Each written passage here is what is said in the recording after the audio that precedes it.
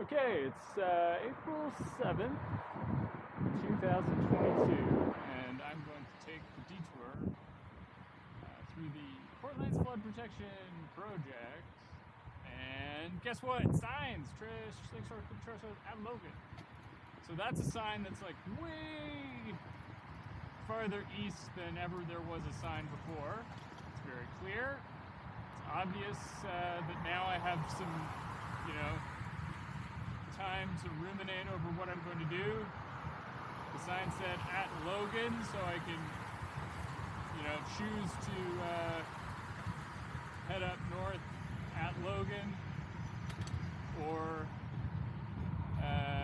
read this next sign that says trail closed, follow detour at Carla and Lakeshore, which is pretty clear. It's big, it's hard to miss, and definitely better than the other signs that we've seen to date. So access via Carla, Lakeshore Trail, blah blah. So I want to go downtown and go in Carla. I'm at the green. I'm gonna make the left.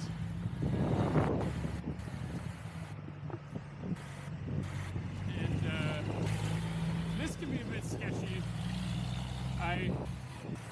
On the other day,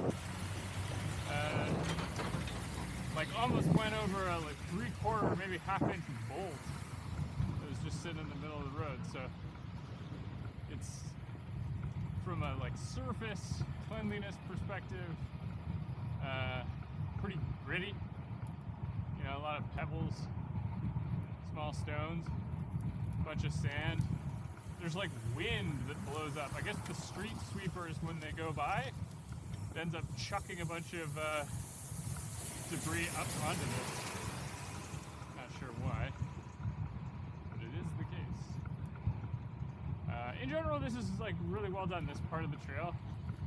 I've never come into any kind of conflict with drivers, even those making lefts or rights fast or slow into, I guess it's the Toronto Hydro building parking lot. This can be a bit of a negotiation, but not too bad. You'd probably take it a bit slower if you were a little less confident. But it's that there will be cyclists making that right at that intersection, I feel is not totally obvious to the drivers heading west, who are intending to make a right. People rip down these, and these are pretty wide. I feel maybe there's been some bad manners, bad habits that have been formed over years of just gunning through on the right. That bad habits are hard to break. So see out of it. And yeah, sometimes people can get a bit impatient with other types of vehicles. There's a lot of delivery vehicles, there's a lot of construction vehicles. So I think some people get a bit impatient.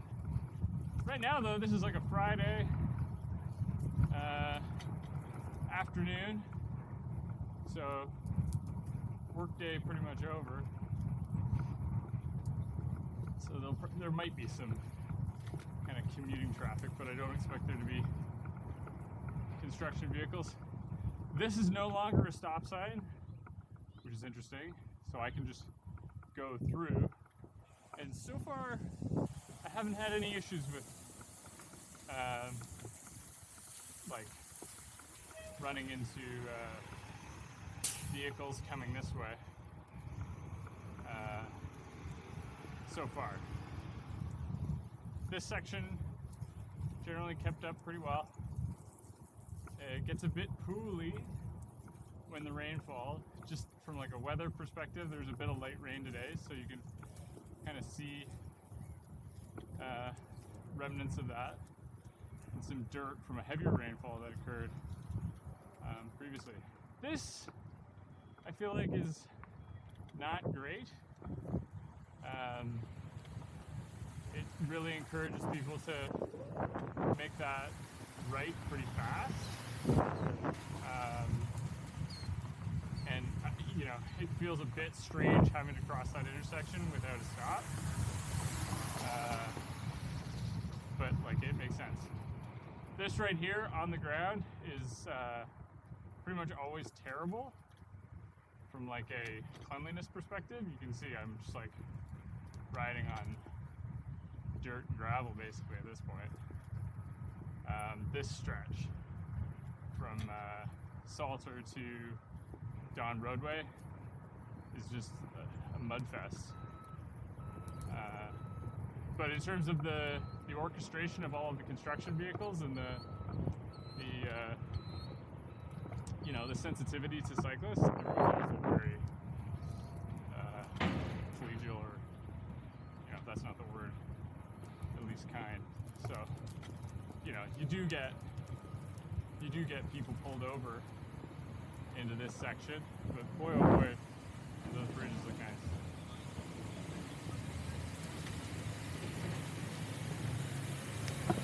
Yep.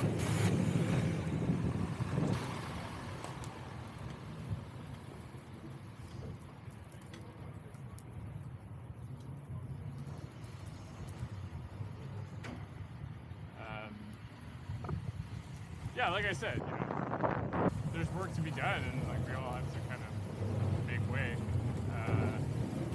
But is it safe for a 10-year-old? That's kind of the question. Some pooling there. Yeah, that seems to be there perpetually. It was there through the winter.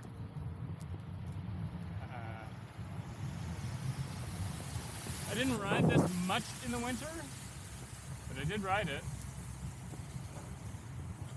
Wasn't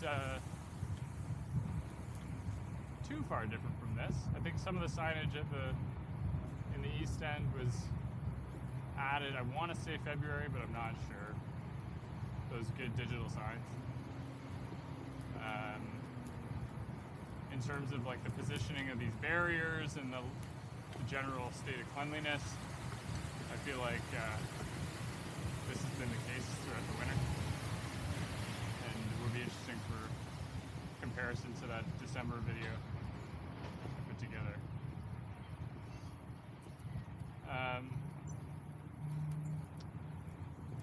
It's fast.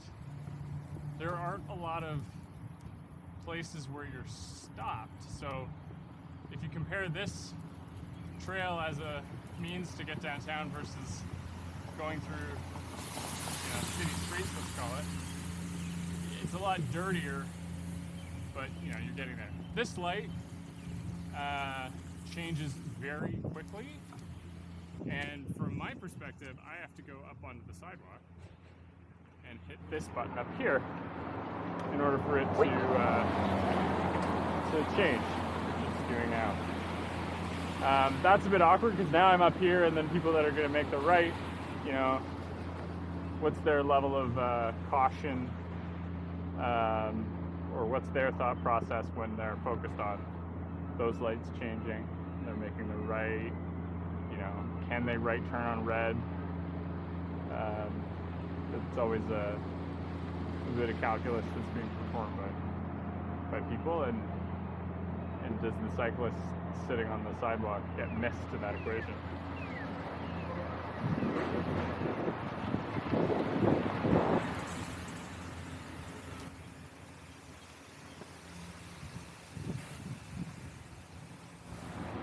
And what I'm going to do is just kind of go up to where the I guess it's the sediment control or what have you. sediment controls up that bit. You know, where they're doing all the utility connections across the bridge, all this dewatering, and then I'll flip around and go back, show the signage, going back the other way. A lot of interesting stuff though. Down here. So you can go this way. This is all pretty good, pretty clear, pretty safe.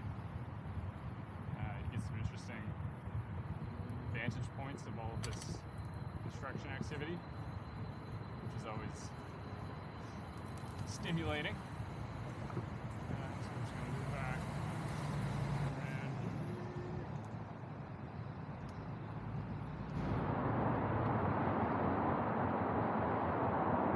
That's all normal that way, basically. Quayside stuff and whatnot. And East Bayfront there. Yeah, a lot of like dewatering and digging, pounding things into the ground. It's exciting. Exciting to see. Okay, so at this point, I don't see a lot of this. I see trail closed, follow detour to Carlon Lakeshore. But I still see people, like that guy, looking to go north. But if you go north, you run into the sedimentation, blah, blah. So I don't know if these people are going north and then over to Distillery, or if they're getting stuck and turning around. I have no idea, but all that work that's being done at the bottom of the Dawn Trail and connects to Corktown Commons, or what did connect to Corktown Commons, and the like traversing the train tracks there, that's like not very well communicated from a traveling at 20 kilometer an hour perspective, you know what I mean? I think. So then I gotta push this button. Wait. And wait.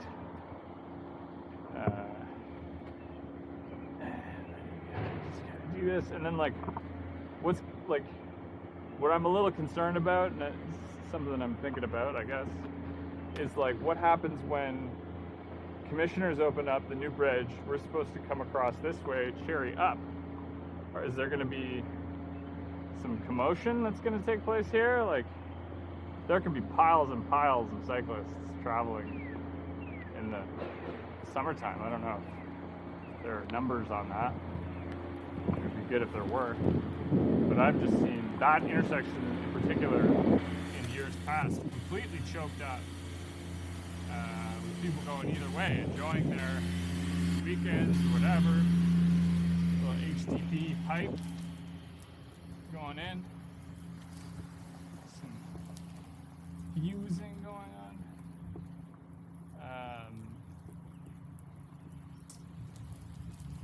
Yeah, like from a cyclist's traffic, cycling vehicle traffic analysis. A lot of people like going between the beach and waterfront. This is a mess through here. Total mess.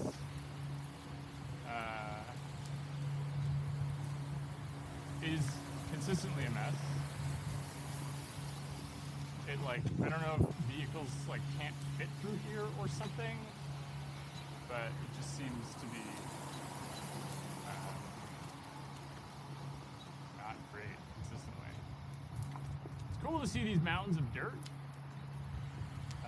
knowing that it's being moved from place to place to build the new, well, I guess you're not building new lands, you're just kind of reconfiguring what's already here.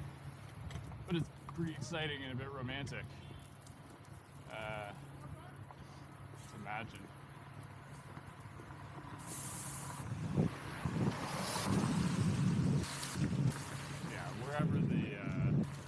Wherever the trucks are going in and out is just absolute mudfest.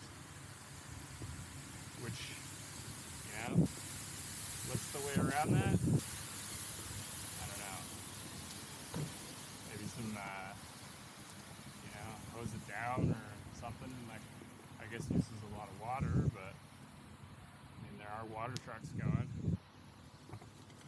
Water and sweeping. Not going to profess to be an expert on those subject matter. Okay, pet peeve. That bicycle signal and its location makes me think that I can go that way and then I end up on the sidewalk. Whereas I'm actually supposed to slalom in these here dirt crevices or whatever. So that's like, I don't know. I've smashed into that curb not really thinking. I know other people have smashed into that curb and like injured themselves. So that, can you just like, can that curb just be fully cut? Just in the interest of safety. And yeah, if somebody ends up on this sidewalk, I mean, oh well. Seems to be a bit of a mixed-use path anyways. Is the expectation that now I somehow go up onto this? I'll do it, but I'll show you why it's not a great idea and why I don't do it. Because you go up on this nice section and you get some good views of that greenish water, which is always makes you turn your mind to things that are kind of yucky. But okay, then you end up here, which is pretty gross. And then what? Then you end up here, and like, it was not long ago that all of that water was pooled all the way up to where that's located there, kind of where that orange cone is. So I just go back on the one that I went out on. Vehicles always seem to be parked there. It's interesting. Similarly, immediately east of Cherry, Wheel-Trans vehicles seem to always be parked there. Not sure why, but there are definitely encroachments of vehicles that are parked in the lanes that are considered for bike. And I mean, realistically, that's going to happen. But can we look at where that's happening and maybe make it or give the cyclist a bit more of a wide berth in those areas so that there's some separation that can occur, because sometimes when there's that negotiation between the parked vehicle and the cyclist of the future maybe, does the vehicle park way over on the right to allow the cyclist to go on the left? Or does the vehicle park way over on the left, allow the cyclist to go on the right? I've seen it both ways. I think closer to the curb is safer myself, so that there's visibility to the cyclist, at least in that circumstance, so you don't end up getting bored. But either way, it's confusing. So now I get a green. Oh, no, I get a pedestrian obey your signal, so there we go. So that was an advance. Yeah, see, that's a bolt. That's like a bolt that I'm kind of talking about there.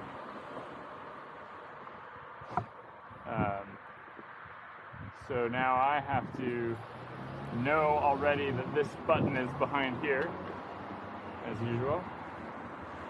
It would be nicer if it was, closer.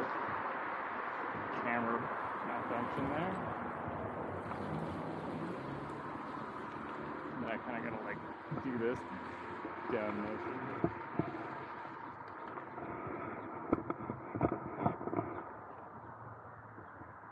And then that goes, and then these go at the same time. And what is the dangerous aspect is that a lot of people gunning down this way or sitting there waiting to make the left are very impatient, and so they may not be used to it, because I don't recall if they see that I have a bicycle signal at the same time as they do, so they just go for it. And then, sometimes they go for it and then slam on the brakes halfway through a turn, which is not safe. This would be nicer if given at least a 3-second head start. I guess the standard is 6. Yeah, here we go. Back to the side.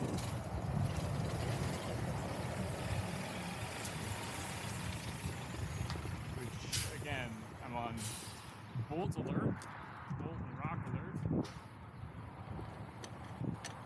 So there's a bolt.